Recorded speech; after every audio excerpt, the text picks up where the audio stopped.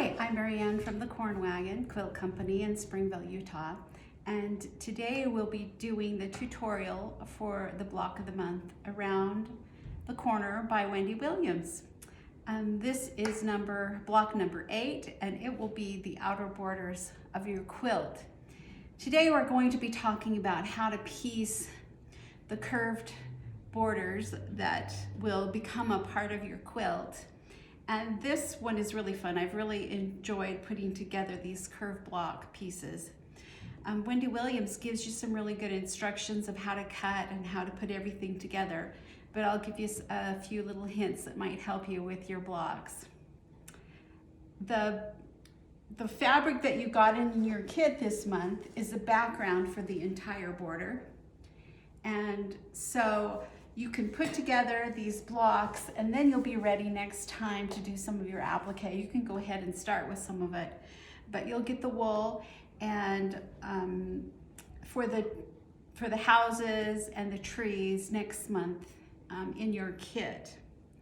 So what I'm going to start with today is cutting out the background fabric. This beautiful fabric that has a really nice smooth feel is from Art Gallery, and some of the Art Gallery prints have really wide selvages on them, and so I just want you to be aware of that, because when I cut mine I ended up with pieces of the selvage that were too big to be covered by my seams, and so I had to cut some of them over. So just be aware that this fabric does have really wide selvages, and you need to adjust for that and make sure you're cutting away from those selvages. Your pattern will tell you the sizes that you need to cut your background, and then also the sizes that you can cut your green fabrics that will become the grass. You'll find that these fabrics were in one of your kits that you got early in the Block of the Month program, so pull those out and you're going to use all of those for the border. I like to use a nice variety of them, and so you get some beautiful different colors and textures in your border. So we'll do a variety of them to make the grass parts that you'll put your houses and your trees on in the borders. There also will be a vine that goes down the right and the left borders that will go on this also, that will be appliqued on this also. If you follow the instructions in your pattern, you'll end up with a small white piece with a larger green, and you're going to match those up, and then a smaller green that will match up with the larger white. So that will give you that undulating wave kind of feel on the border. So I've matched the large one with a small one and the green large one, and so when they are fit together, they'll work just perfectly. What you're going to need, and what I would recommend this time, is the ruler that is called the Quick Curve ruler. And this is a ruler that is produced by So Kind of Wonderful. And if you don't have this, then you'll have to find some kind of a pattern that will give you this curve, but this is really helpful in doing this block. So I'm going to start, put that aside, and I would just be really careful to follow your pattern and make sure you're cutting them the right way, because you don't want the wrong one to have the upward curve or the inward curve. So you're going to match up your blocks or your pieces of fabric according to the pattern, and she has really good pictures in the pattern. So I'm going to put, like I said, they're going to end up the same size, so you have to put the right one with the right one. Okay, that's a small one. Got to switch them, make sure they're right. Okay, it looks like I'm good to go.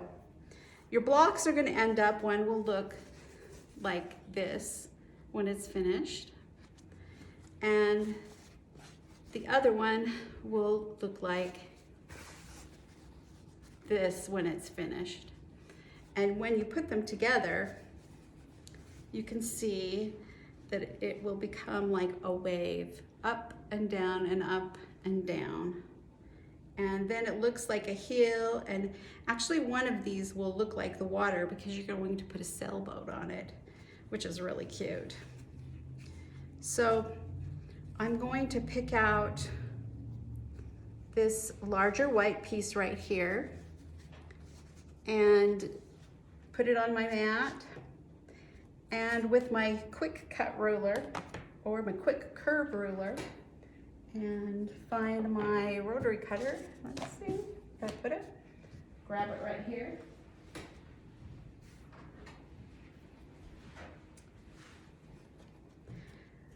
The quick curve ruler is going to be just a little bit wider than your piece of fabric.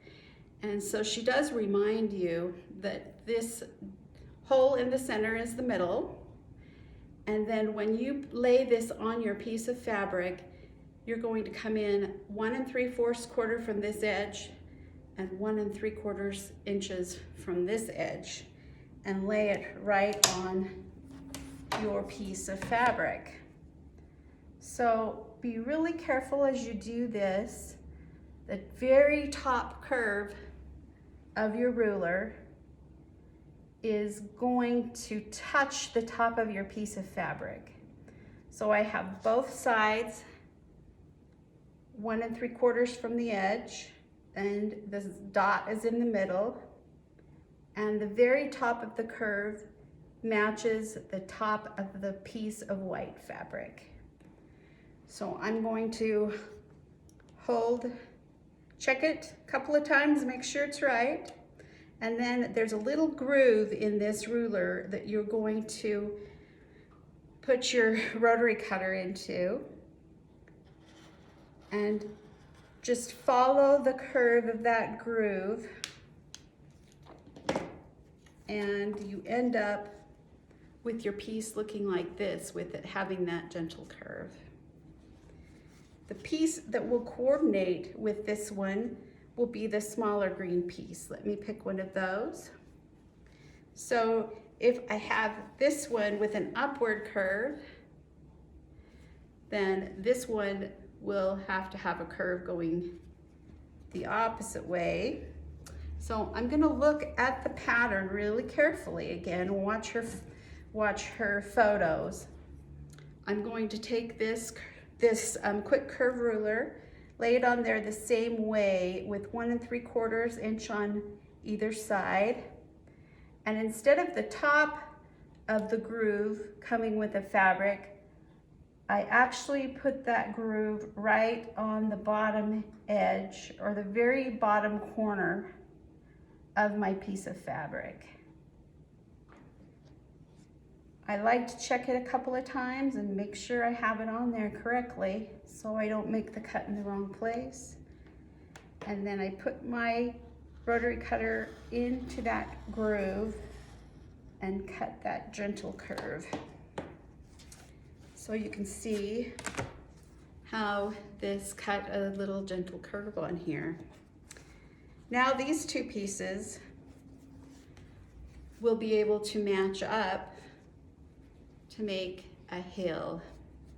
So I like to mark the center of each of these before I sew them together. You can use a marking pen or you can use a pin, but I always just fold it in half and kind of make a little press with my fingernail. And do the same with the other piece so I have the perfect center. And then with right sides together, I can pin it right here. You can see how it's kind of weird if you haven't done curved seams before, but one will come up and one will go down, and what you're going to do is sew it by pulling this over and matching them at the end. And when you sew this, you have to do a really I go pretty slow on my machine, so I make sure I'm not having any tucks or anything in the way. I'm going to grab a pen here. Don't have any technical support.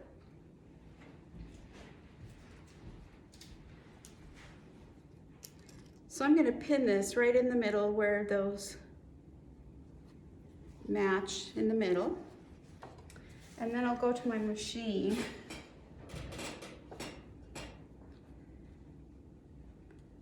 And I'm going to pull this top one. I like to sew it from the blue-green side rather than the white side. I find that I avoid getting tucks in the fabric better if I do it that way. And that is what you're trying to avoid, is getting any tucks or pleats. And with a 1/4 inch seam,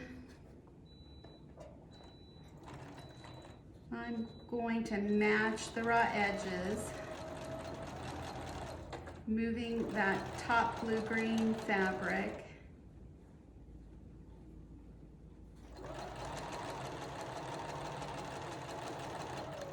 There we get to the very center. And then I'm going to manipulate it around so the raw edges match. You can see how I have to go slowly. No speeding on these curve seams. And finish up at the end.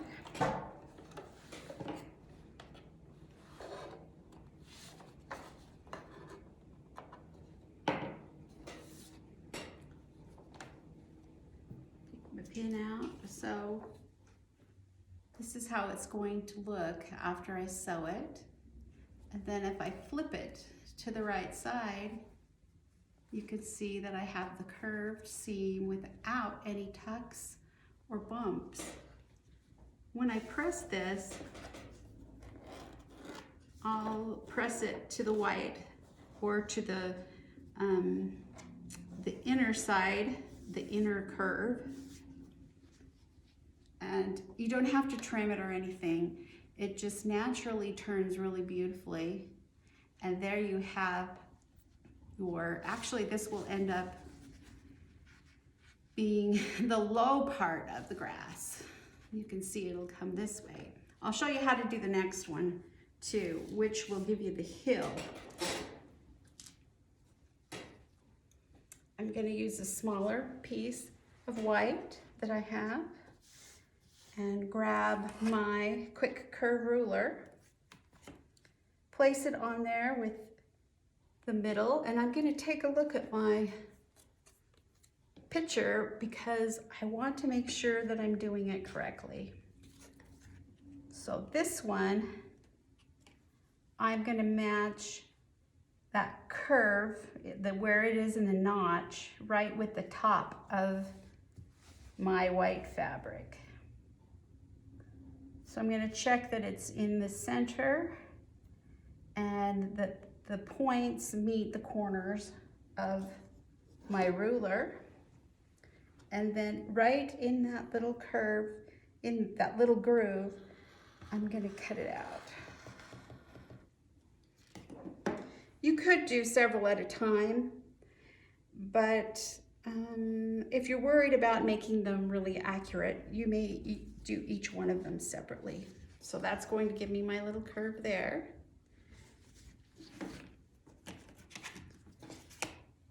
And take one of the green pieces and make sure I'm looking at my instructions.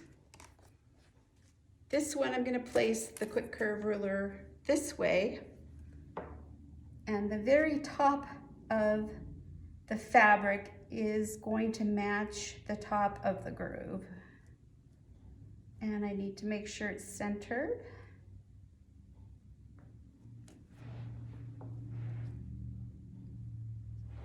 And then, this is an awkward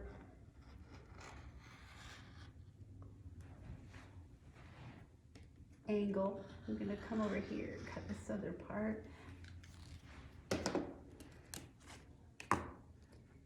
So you can see come up with a piece with that nice curve in it. So, like I mentioned, I just do a little press to find the center of my piece of fabric. Here's the white one, to do the same.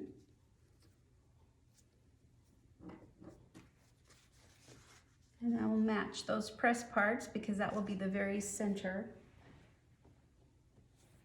Lost my pin. And that's the only place I pin mine, is right there in the center. So it's gonna look like this when you pin it.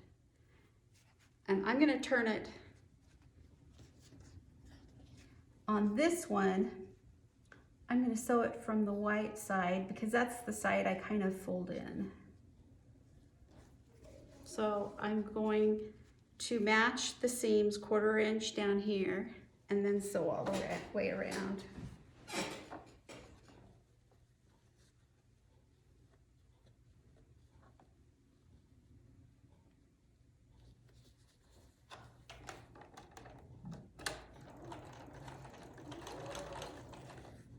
Matching those raw edges.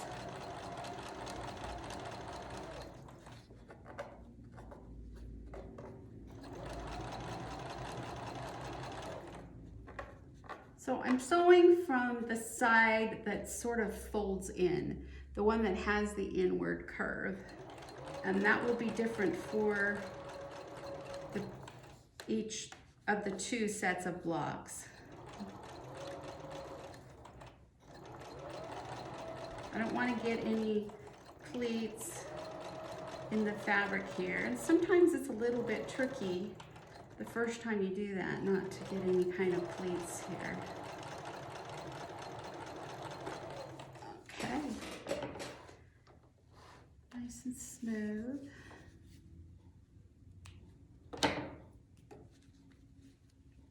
Take my pin out, and you can see that this block will be the hill in the border, and the one that we just did previously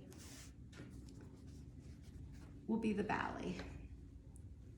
And then when we put these together, we go hill, valley, hill, valley, hill, valley, and it makes a beautiful border with lots of movement. Now, when you start doing your applique pieces, your wool applique pieces on these, I actually did a lot of them with the individual blocks rather than putting it all together. I just found that it was a little bit easier to manage it. And so I placed the houses and the trees on here and stitched some of them on, and then I sewed it all together and then stitched on the trees and the houses that ended up being on the seams. So you can do it either way. You can do a whole border and put the houses and the trees on it.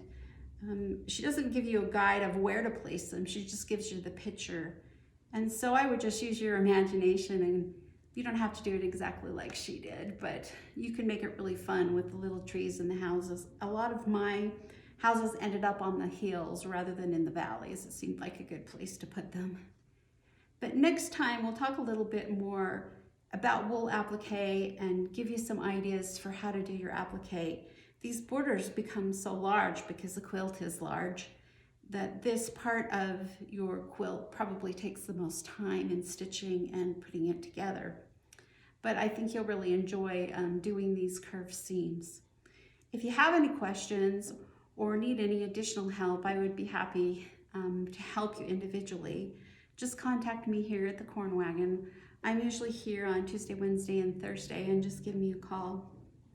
And we hope to see you next time for block number 9, which will continue with the borders.